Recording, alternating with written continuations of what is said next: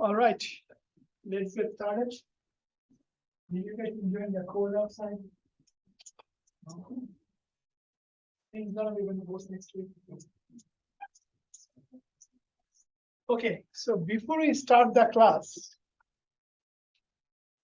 any thoughts on your quizzes? Anyone needs any explanations, reviews?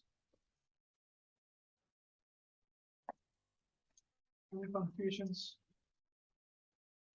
If you want me to review quiz 1, you can talk now. If not, then we are done with quiz 1.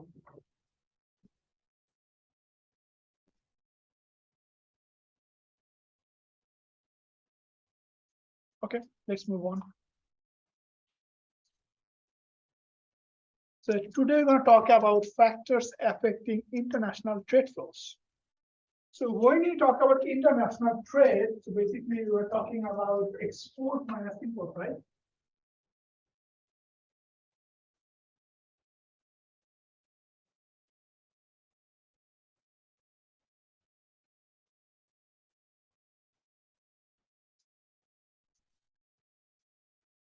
Right?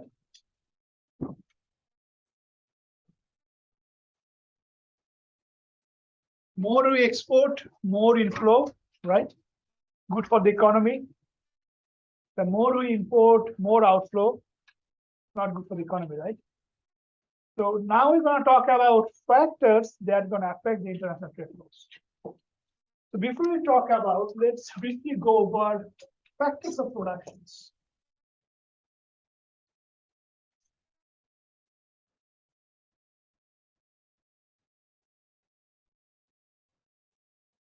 So when we talk about factors of productions from the classical economic theory, those are mostly two. Capital, labor. Capital means all of your investments, like you fund, your money, and also technologies. On the other hand, labor means just people working and producing products. Okay. So depending on the nature of business, some industries, some business are capital intensive, some industries are labor intensive. And depending on the nature of business, these two factors impact the business differently. So let's say we want to do a business that is labor intensive. In such cases, labor is kind of immobile, right? We cannot import people from outside of USA to come here and work for different corporations, right? All of a sudden. So that's why cost of labor directly affects international trade. If your business, if your industry is highly dependent on labor, then you will always search for cheap labor. You'll always look for countries where labor cost is cheap. And that actually affects international trade. So in US, there is some minimum wages, right? Doesn't matter what kind of job you do, it has to be minimum wage. Anything around 7.25 to 8, something like that. Going back to other countries outside of USA, do you really think they have minimum wages policy too? And do you know, like, what is the minimum wages in some other countries? Maybe in Asia, maybe some other countries.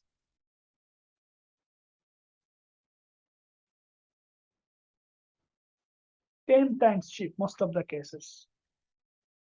So now, do you want to hire labor from here, or do you want to hire labor outside USA? If you need a lot of labor, if your production is dependent on cost of labor, there's the RMG industry, right?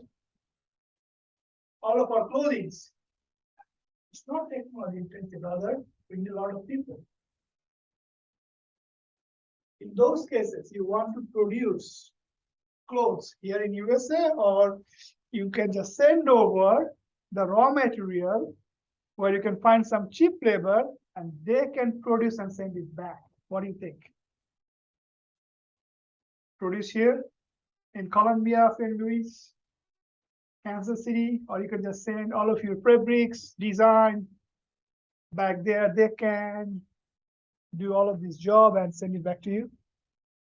So cost of labor is really, really important factor, and that actually affects international trade. Second one, inflation. So when there is a high inflation, what is the impact on the price level?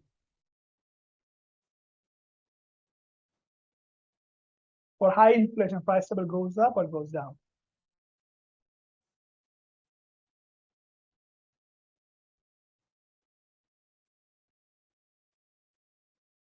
It should be easy to say. Think about before COVID versus now. You go to Walmart, buy your grocery. What's going on? You're paying more or you're paying less? More, right? Why you are paying more? Inflation, right? So when there is an inflation, that means there is a persistent increase in the price level. So let's say we are thinking about trade between USA and Mexico. If there is inflation in Mexico, what should be the price level in Mexico? Goes up. Products in Mexico are going to be more expensive. So do you think it is wise to import from Mexico or look for someone else where there's no inflation, we can find product cheap? Find someone else. So here's the thing. If there is inflation in your country only as compared to others, you will less able to export, right? The export going to go down because your trading partners will be less willing to import from you. If there is less export, what does it mean? For your country, your balance of trade, your international trade will go down. If your balance of trade, your international trade goes down, your current account balance will go down too, right? Inflation has a direct impact on the balance of trade or international trade. National income. What is the impact of national income on current account or international trade or balance of trade? Think about this. Forget about international trade. Just think about domestic. If my salary, if our salary got double tomorrow, what is we gonna do? We used to earn $10 today, we're going to earn $20 tomorrow. What are we gonna do with the additional dollar?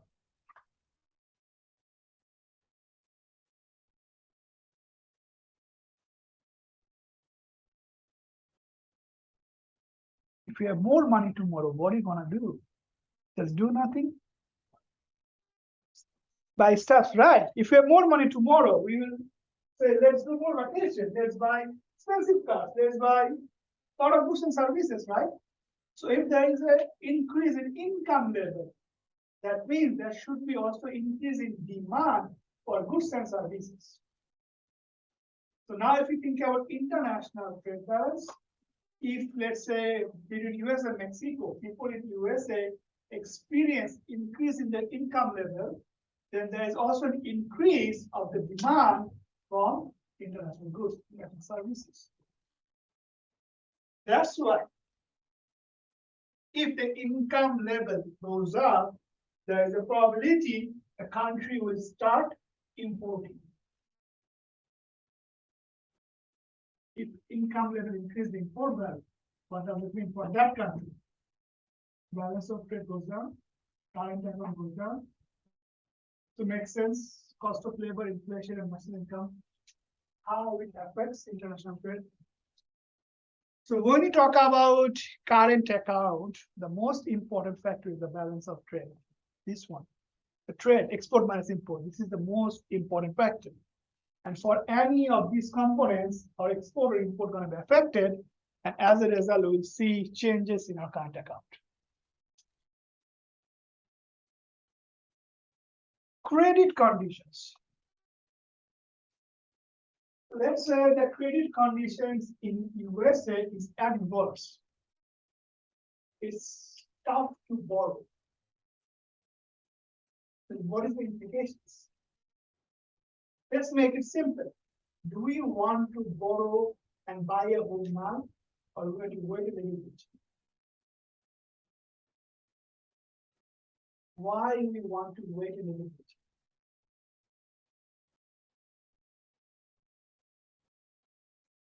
Mortgage rates is way high, right now. If you want to buy a house for a real estate loan, the loan rate is really high, right? And you can think of it as adverse conditions for the people who wants to buy a house. Similarly, in the economy, the credit condition is not good. MNCs will have less opportunity to borrow from the financial institutions, right? Because they have to pay higher rates. On that conditions, what's going to happen? Impact on their international trade, right? If they have lower credits, they may not be able to produce a lot of products to export. If they have lower credits, they may not be able to import more, maybe more raw materials. So that should be an impact. And the vice versa is also true. Going back to COVID time, federal funds rate was 0%. Very easy to borrow. If the credit condition is really, really good, MNC is going to have more money to do business so that they can export. And they can also have more money so that they can import from raw materials.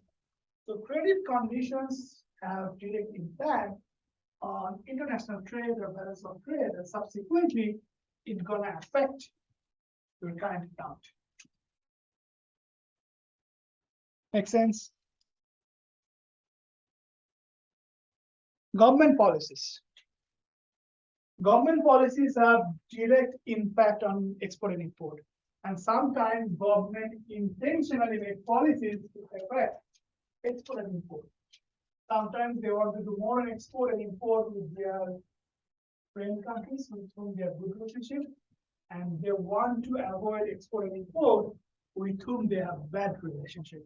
So government policies direct impact. Restrictions on imports, which means charging tariffs. We did it on the last class. If any country imposes tariffs on import, what is the implication?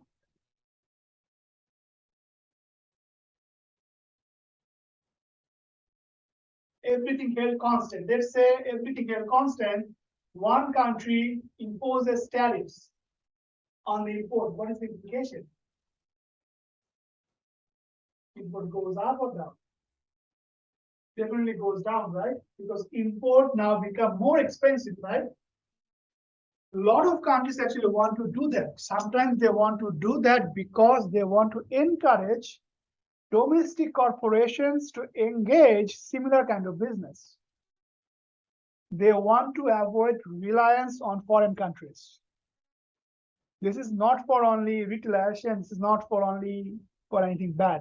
Sometimes they want to strain their own economy. So that's why they impose tariffs on the products so that they can rely on their own country. Sometimes they impose quotas, which can limit the import volume. So they may set a bar. Let's say you cannot import certain product more than 1,000 units. And that affects directly international trade because the import going to go down, right? So any kind of restrictions on imports basically lower your import, and it's a good sign for the current account balance. Subsidies for exporters.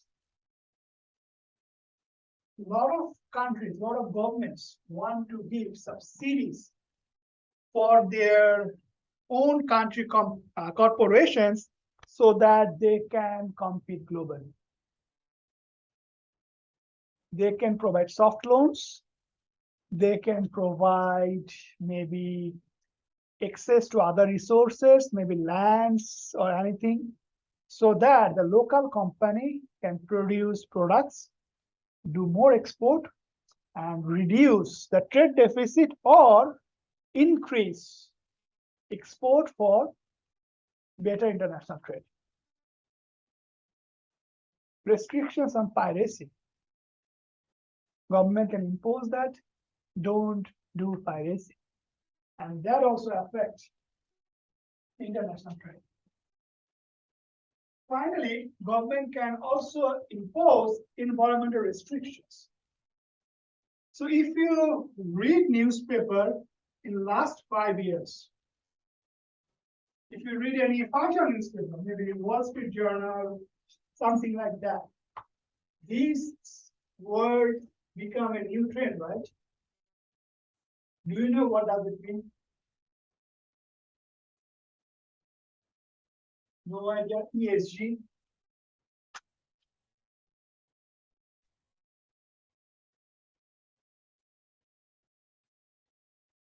No. Environment.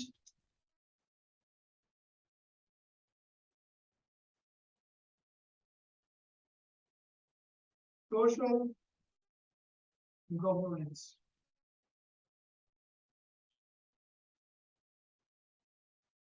In USA and most of other countries, now they're more focused on environment. So they prefer green energies. They prefer low carbon emission. And if you read, there are a lot of work now asking for more carbon emission is a kind of cost.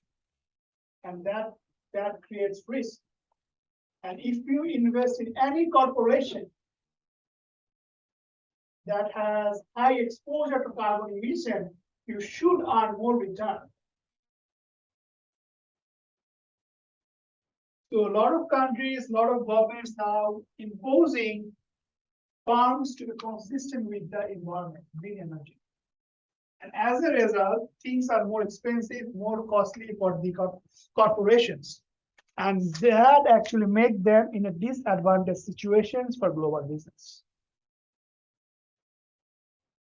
But this is not true for all countries in this world, mostly developed countries. So they actually right now imposing corporations to be more consistent with the environment.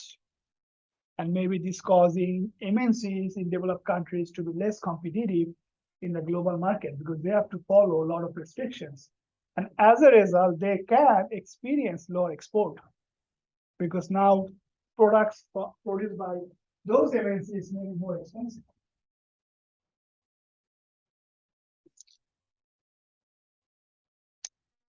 Labor laws. A lot of countries are really, really strict about the labor law of that country. Maybe they don't want child to be in the production process. And as a result, things are getting expensive in the production process. So labor gonna be expensive. Sometimes they may require minimum wages. Sometimes they may require insurance for all labor. Sometimes they may require safety issues in the production process. And that's gonna make your cost of labor, cost of production higher. And in such cases, people are looking for cheap labor and go outside of developed countries. And that actually affects your trade, export, and import. Business laws. A lot of countries, they want their business, their corporations to do business ethically. And that also makes export and import more expensive. Tax break. This is the interesting thing.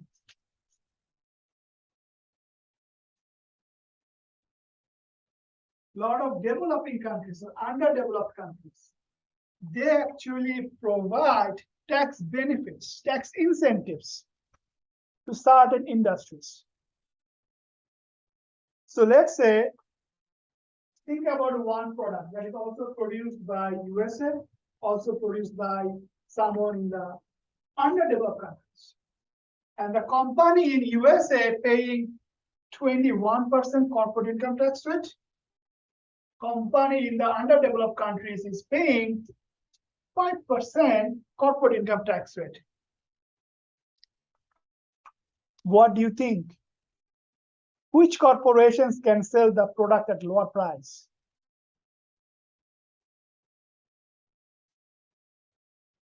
USA or outside? Outside, right? Because they're paying less taxes, their cost should be lower. So that's why a lot of countries, they actually want their local corporations to be competitive in the global market. And that's why they do tax breaks, like lower tax rate for the corporations. Sometimes they also allow, if there is an MNC working in their country, for higher tax rate. So tax is a really, really important tool for any government. So you can think of it's a really, really direct weapon used by the government so that they can motivate or discourage different MNCs within the country to be competitive in the market. Another one is country trade requirements. A lot of countries require licensing, copyright for trade. Do you know if you want to import food item from outside in USA, you have to maintain standard safety issues. You cannot just import food item from anywhere in US. It has to go through FDA approval. So any foreign countries just cannot come tomorrow and cannot sell their spices, food, cookies, no. So they require trade, like some licensing. And also, international airlines corporations, if they want to do business in the US, if they want to use the airports in the US, they have to maintain a lot of safety issues. So some countries make sure some licensing, some copyright, some trade requirements so that they make the business competitive. And that actually affects export and import. Because if not everyone can sell their food items in the US, those countries experiencing lower export, right? If not every airlines corporations can do business with the US, they are experiencing lower export for services, right? So that actually affecting their international trade, current account balance.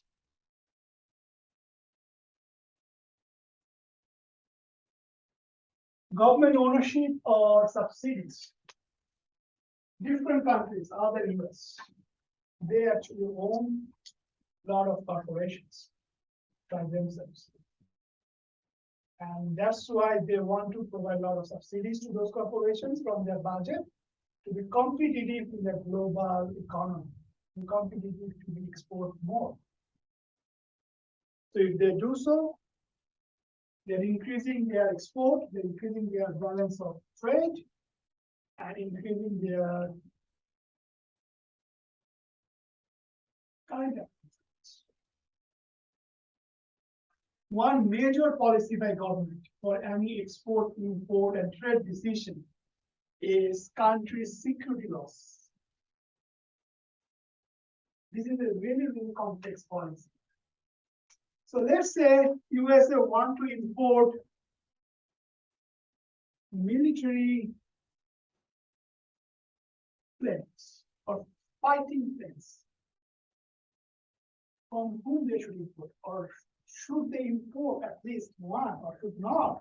Even if yes, from whom they should import? What do you think? US want, not only US, any country in this world, they need some military planes. From whom they should import? Brazil makes a lot of military planes. Do you think US import from Brazil?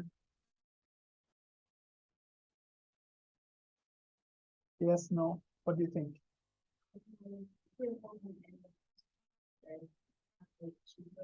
Cheaper? What if let's say US importing from someone, selling cheap?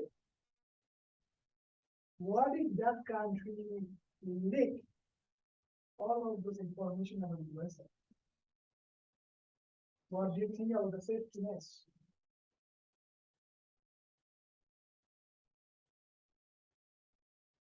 What if that country said all of the configuration of these planes?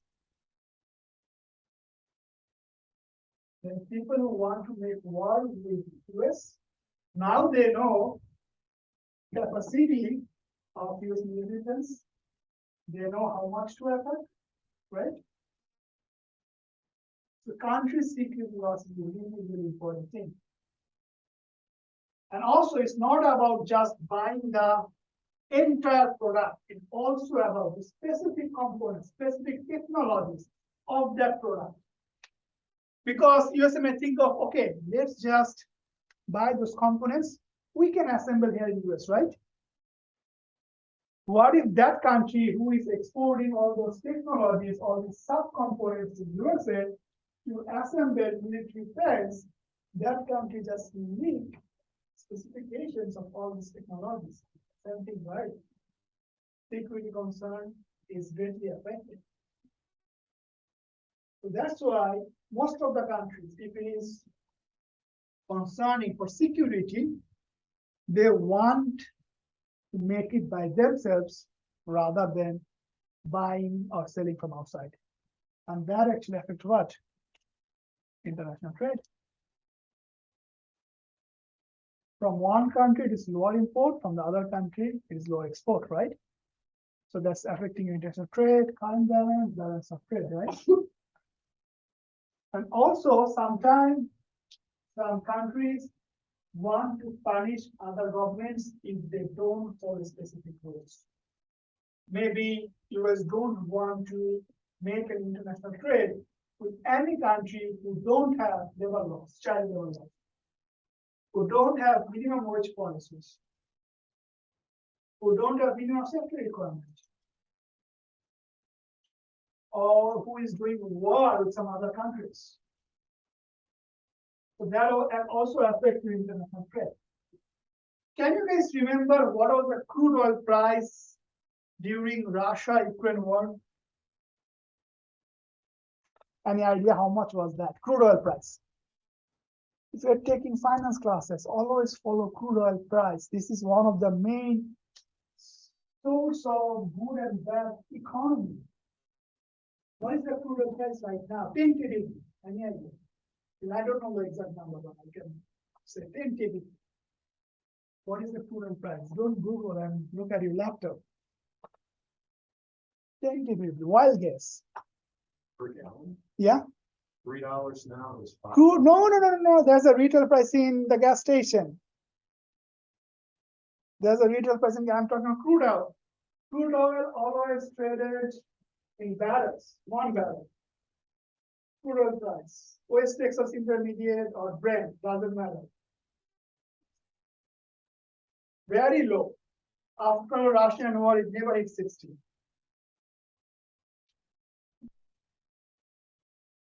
Now you guys can Google. I think it should be around 80, 82 maybe, because I checked last week was 80. How much? 81. 81. West Texas or Brent? Which one you're checking, WTI or Brent?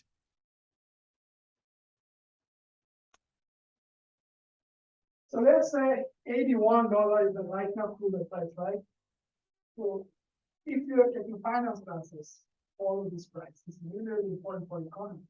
So if the oil price is going high, what is the implication?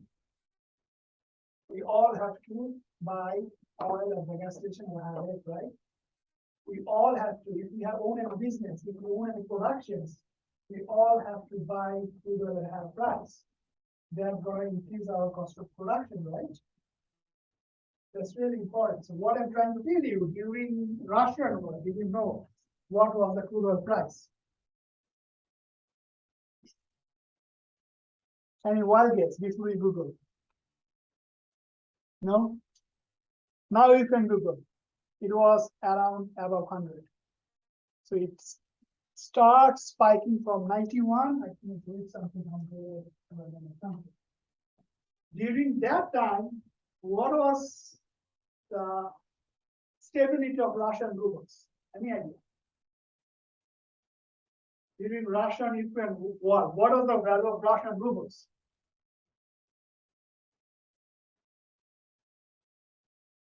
Any idea? Almost worthless, right? During that time, no one was making trade with Russia. But Russia comes with some strategic plans. They offered India, they offered Bangladesh, they offered some other South Asian countries. We will deliver you crude oil at your location.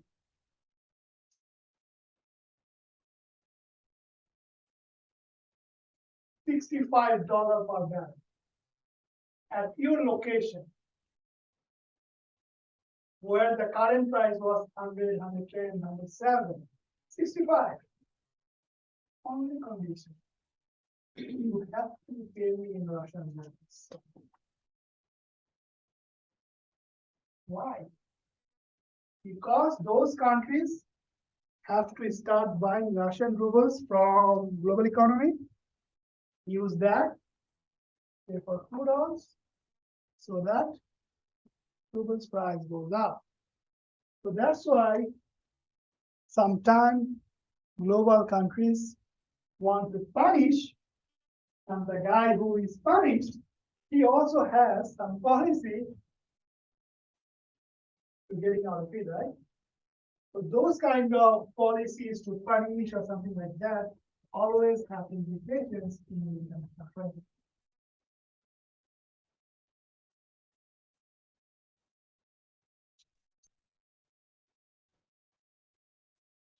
So now, summary of government policies. In general, there is no hard and fast rules. There is no real threshold what government policies can increase international trade. There is no hard and fast rule. Because if any government imposes tariffs, the other country can also impose tariffs, right? They can completely cancel out. If any government impose bad credit restrictions, so MNC can find out any way to make sure their business. So in general, there is no hard and fast rule, there is no threshold, but government policies have always some impact on the international trade, export and import balances.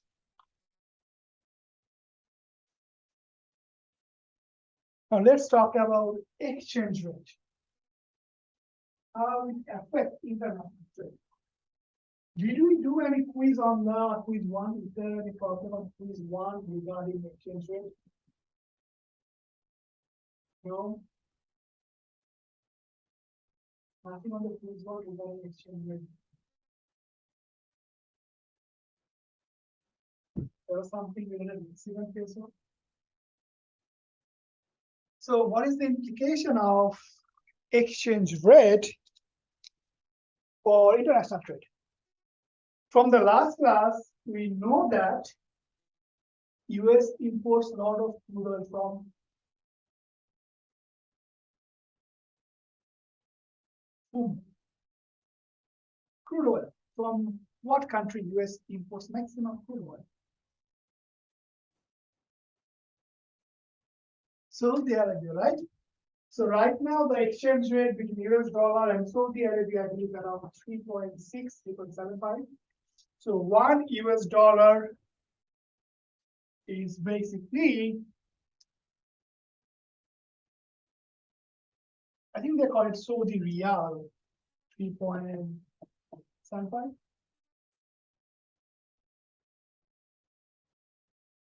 Going forward, if Saudi Riyal strongs, 1 month later, one US dollar becomes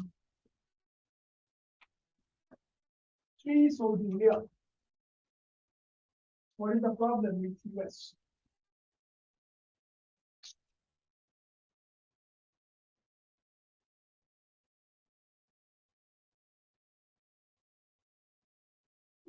because they're highly dependent on Saudi Arabia for crude oil.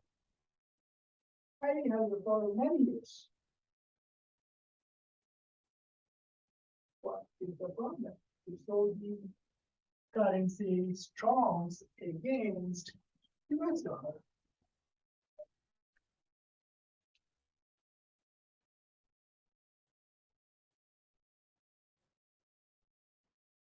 Yes, please. Was purchasing power, that's Saudi Arabia. Absolutely. We have less purchasing power with Saudi Arabia.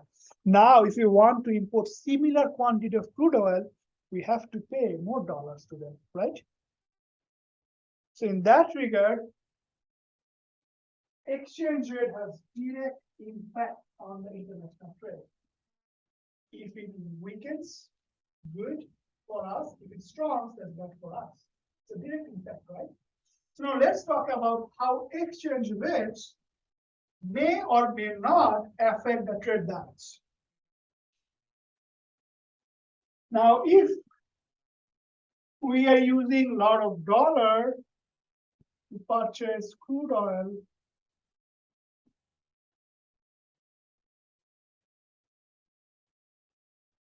from Saudi Arabia, what is the direct implications? We are sending a lot of dollars to Saudi Arabia, right? A lot of outflows from US to Saudi Arabia, right? What is the implications? US dollar may weaken, right? Because we're importing a lot, US dollar may weaken. So that can cause a lot of trade deficit, right? Because we're importing a lot. So now if there are more trade deficit, more weaken of US dollar, what could the subsequent effect? Now, products in USA is cheaper or expensive for outsiders?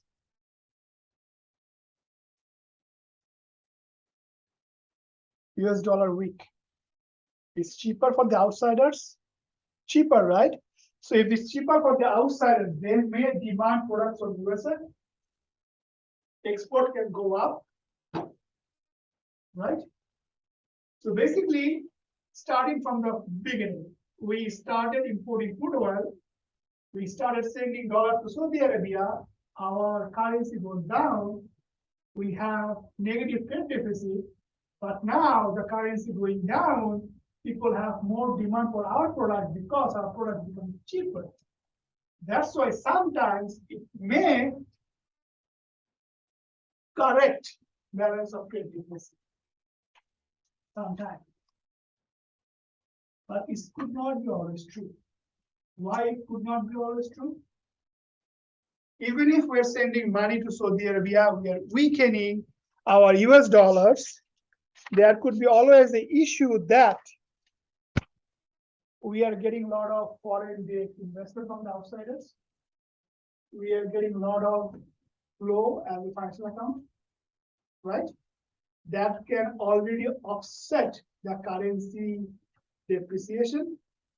So as a result, we may not get a lot of export because currency has not depreciated. So what is the implication? No impact on the trade deficit, right? Again, from the beginning, sending money to Saudi Arabia, weakening our currency. At the same time, we are getting a lot of investments, foreign investment from the outside. So as a result, our currency is not weakening. We did not see any higher rise for the demand of our export. So that's why sometimes it may not correct the balance of trade deficit. Sometimes it could, sometimes it may not correct the balance of trade deficit. Subsequent questions. Do you think it is wise to weaken the currency? Is this something? It's wise to weaken the currency. If we weaken the currency, we can generate more export.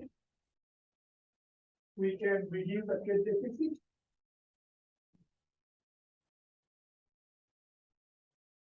What are the expectations if US weaken its US dollar value?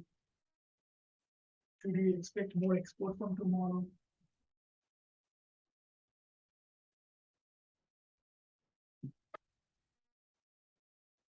If yes, why? If no, why?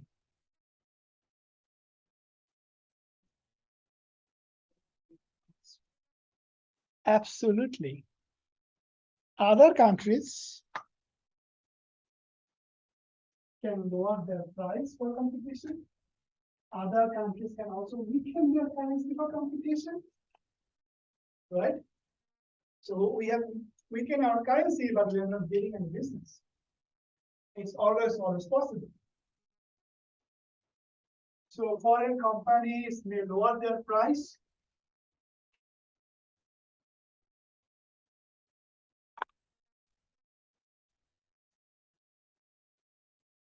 Or other countries can also weaken their currency, right? But the most important effect is basically J-curve effect.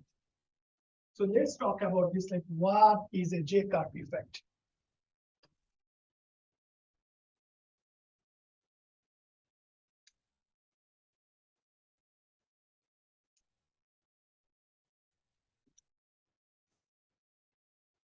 Balance of trade.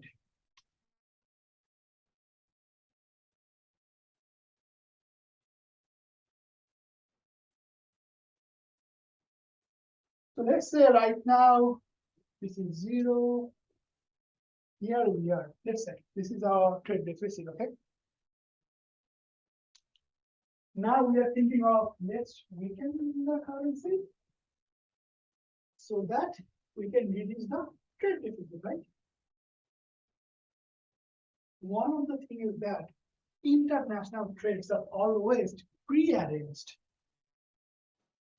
They're always prearranged. So they always place the order 3 to 18 months ahead. So let's say US already placed the order that millions of crude oil will be imported from Saudi Arabia 6 months later. Always prearranged. So if US weakens the currency, what is the implication? Similar quantity of purchase, US needs more dollar, right? Right? So that means in value, import will be more, right? Because for the similar quantity of purchase, US paying more money, right? At the same time, for export, what's going on? Similar quantity export, US getting less money, right? In dollar value, because all those quantities are prearranged 3 to 18 months ahead. So even if we weaken the currency, it takes a little time to clear out all those prearranged trade decisions. It takes a little time because quantities are predetermined for 3 to 18 months ahead. If we weaken the currency, US paying more dollars to import and getting less dollars to export, right? Once that cleared, once all those trades, contracts are cleared, now US currency is weak, people will demand more quantity for export. Now trade deficit gonna be improving. And this is called J-curve effect. So J-curve effect is trying to explain what is the short-term transition of trade deficit because of weakening your home currency. As all those trade agreements are made way ahead, because of weakening the currency, importer has to pay more money, exporter is getting less money. Things getting reinforced. Once those pre-decided trades are cleared, US currency is still weak. Now there is a higher demand for export. And that's kicking up here, and situation is getting better. And this is called J-curve effect. Going back, impact of exchange rate. Absolutely, sometimes weakening your currency can help you to improve trade deficit. but with a lot of complications. Foreign competitors, foreign countries are there to lower the price or the weak the currency too. And also a lot of trade decisions, trade agreements are done way ahead. So the impact will take time to happen, which is called J-curve effect. Any questions about the impact of exchange rate in trade balance? Good so far?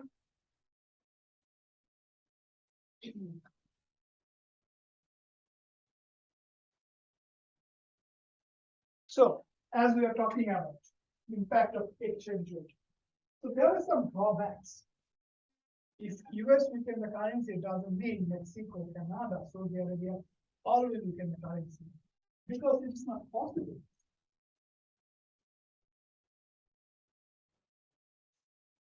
So there is drawbacks of weakening the currency because if someone wants to weaken it, it's not possible. And sometimes it can lead to international disputes, international disagreements. So weakening the currency is not a good solution always.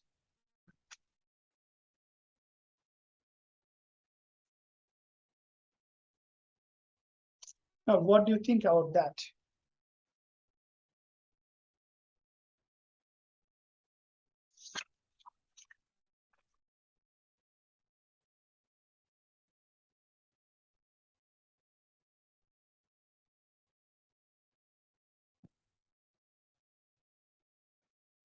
What is a J-curve effect?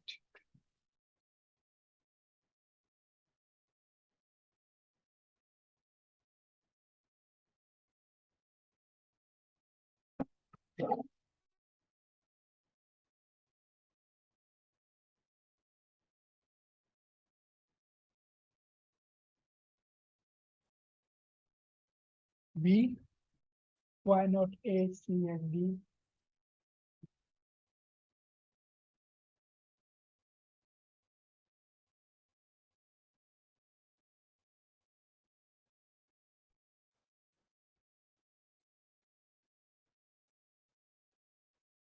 So A is something I don't think it makes sense or anything.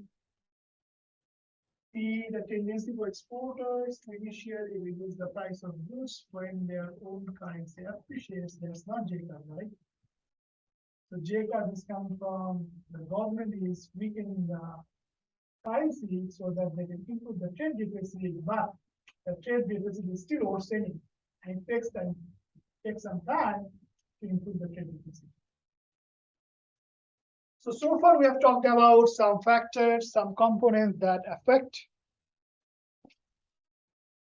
international trade. Now we are talking about some factors, some components that affect foreign direct investments. So one of the things that really affect foreign direct investment is privatization. So let's say, what is the major airlines in USA? Any idea?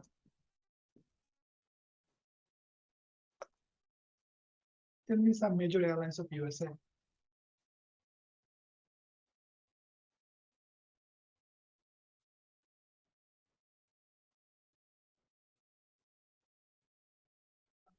Okay, what else? Delta, what else? American Airlines. Who owns those corporations? Government or public limited? Public, right? They're traded in the stock exchange, right? Let's talk about some oil companies that drills and refine in US.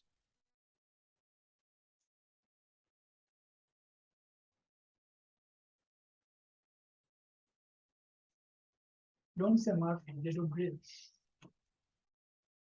Exxon maybe, Shell maybe, right? Phillips 66 maybe, public listed companies. But this is not true everywhere.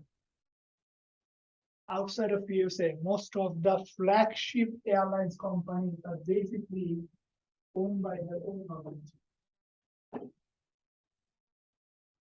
Flagship oil drilling companies, either their own government or they recruited Phillips 66, Conoco, because they don't have the technology. If they have the technology, it's mostly owned by their government. If they don't have the technology, they're asking for US companies, go there, drill, get out the crude oil. So the thing is that in most of the countries, most of the decision-making companies, flagship companies in the country are basically owned by the government. So if this is true, that actually affects foreign direct investments. Because you have to privatize those corporations so that people from outside can come in and invest there. So more privatized one country can do, the more foreign direct investments from come outside. So privatization is all about if you are getting out from the government for your business. Public listed companies or some other owners other than the government can own the corporations and can run the business. And that actually directly affect the capital flows. Why and when we should be interested to give our money? If there is more economic growth, favorable tax rates, and also exchange rate may strengthen in going forward. So let me explain. Developed countries have economic growth of, I should say, 2 to 3% on a real-term basis. Emerging countries have economic growth of 6 to 7% on a real-term basis. Which one you want to invest? Higher economic growth or lower economic growth? Higher. So if any countries has economic growth potentials in short-term future, then there will be more investments. If the government on that country favor MNCs in terms of tax rate, MNC would love to create a new subsidiary there. Let's say there are some countries who don't want MNCs go in their country and operate the business because they don't want to rely on outsiders. Rather, they want to rely on local corporations. If this is true, that country definitely gonna impose more corporate income tax rate for the MNCs. In those cases, there will be very, very less investments. But if the government favor MNCs, they will either do similar tax or maybe a little less tax for the MNCs. And if tax rate is favorable, that will definitely attract DFI.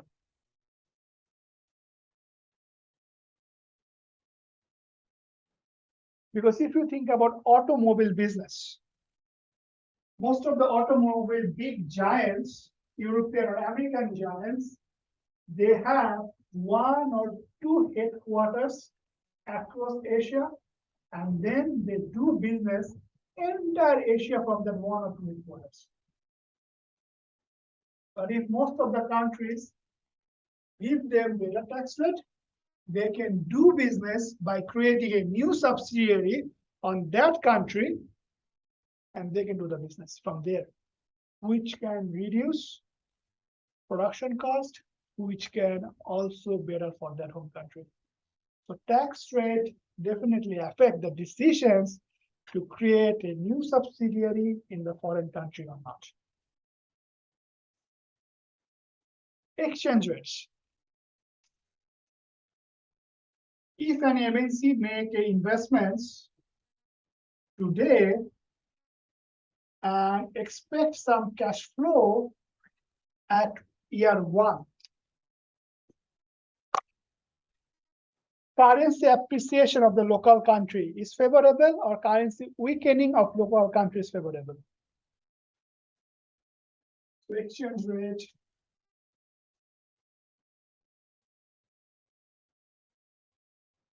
at year one. If the home currency appreciates, is favorable, or home currency depreciate is favorable. Because year one, the cash flow you will generate will be in the home currency, not the MNC's headquarter currency, right? Because if any corporation from USA start a new business in Asia, year one, that business will generate cash flow at the currency of Asia, right? Not US dollar, right? So what do you think? If that country's currency appreciate, is it good for the US MNC? Or if that country's currency depreciate, that is good for the US currency, US MNC. We did it on the first class. Valuation.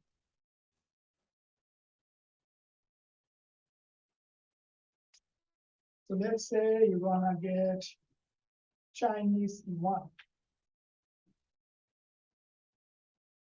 What is the exchange rate today?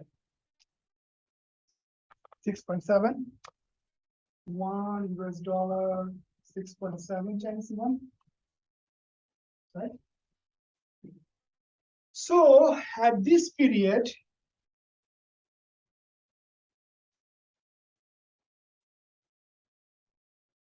appreciation, Chinese yuan, right? Depreciation, Chinese yuan, right? Because right now it's 6.75. If you're saying end of year one, $1 is 5 Chinese yuan, which is an appreciation.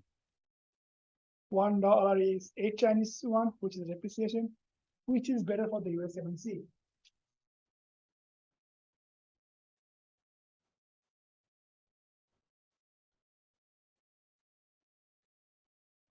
Appreciation, right? Because if Chinese yuan appreciate going forward, when we want to convert Chinese yuan to US dollar, we'll get more US dollar, right? We'll have more value, right?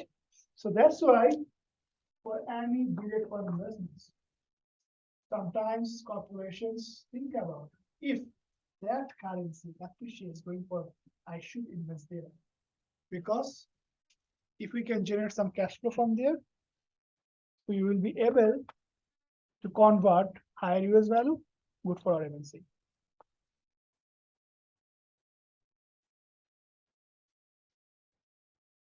Factors for portfolio investments.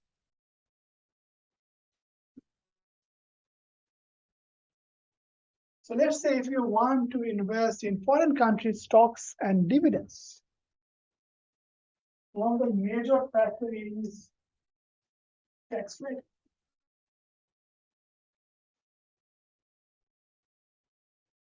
If dividend income, interest income taxed lower at US, then we have less motivation to go outside and some dividend, right? Because we will tax more. Because I believe capital gain is around taxed at 30% in US. Short-term capital gain, right? Dividend is also taxed like a personal income in US, right? If you go outside of US and that country do not impose any tax, we should go there, right? The tax rate affect our decision of portfolio investment. Also interest rate. If any country give you high interest rate, we should always invest there, right? If you put money in checking or savings account, how much you got? If you put money in checking account, US bank, right beside Walmart, right? There's the US bank right beside the Walmart. If you put some money, savings account on US bank, how much you got?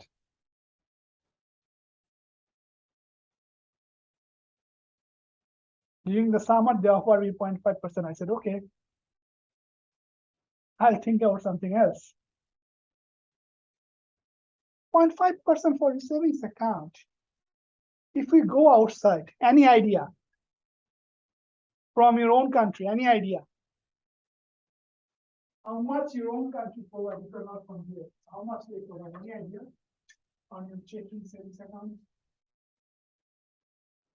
In my country, it's almost 6 to 8%. If you put money in your deposit savings account, 6 to 8%. So do you want to put your savings here or outside if they give you 8%?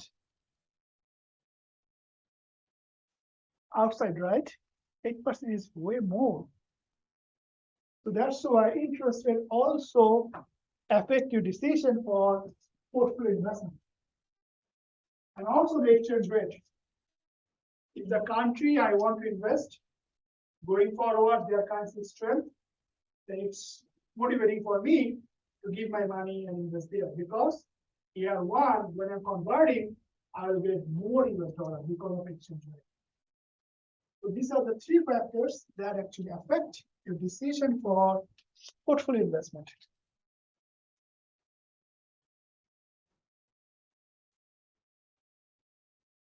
Okay. So let's talk about this.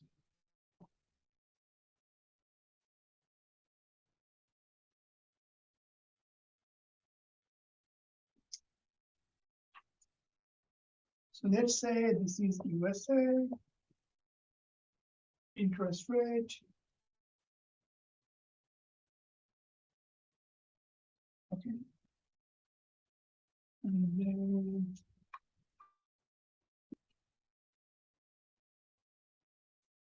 control.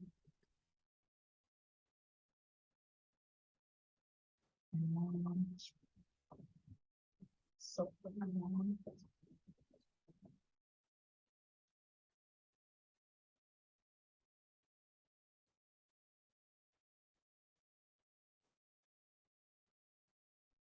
Series.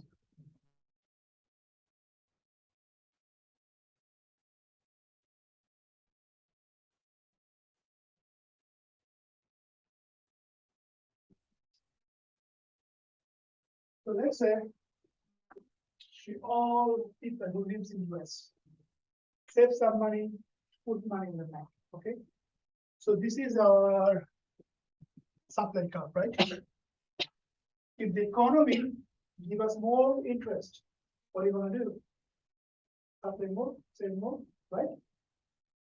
If the economy give us this amount of interest, supply less. Economy give us this amount of interest, supply more, right? So we save more, we'll consume less, save, put money in the bank, which can be later used for business, right? So that's why supply curve is upward sloping. Now the people who does business don't have that much of savings. They want to borrow from bank.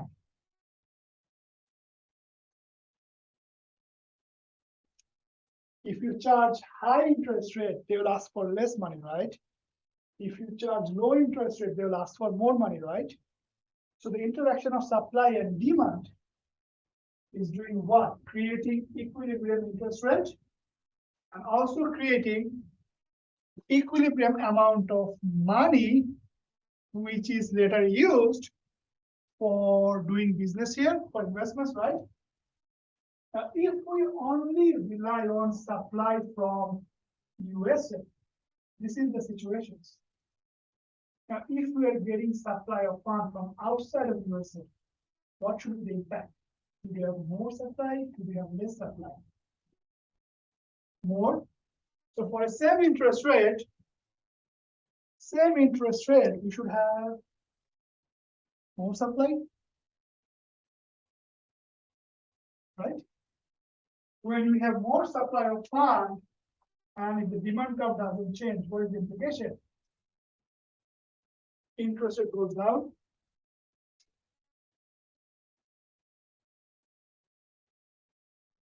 And now we have different amount of flow funds. Business will have more money, right? Now you can see business will have more money for investments. So So long story short, this is trying to tell you, if you can attract savers from outside, if you can go outside and attract investors to give you the money, you will have more supply of fund. What is the benefit? More supply of fund is going to affect your interest rate negatively. It will lower your interest rate. Lower the interest rate, the business will demand more money. As they will demand more money, there will be more investment in your country. So you can expect more economic growth in your country, more GDP growth in your country. So if there is more international flow of funds, long story short, more international flow of funds will affect your interest rate. It will lower your interest rate. As it lower interest rate, business will demand more money, and there should be more investment in your country, more economic growth in your country. Make sense, these two curves? Right?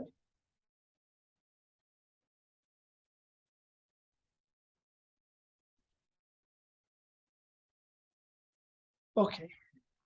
So to make sure the international flows are smooth, to facilitate international flows, there are like a lot of agencies.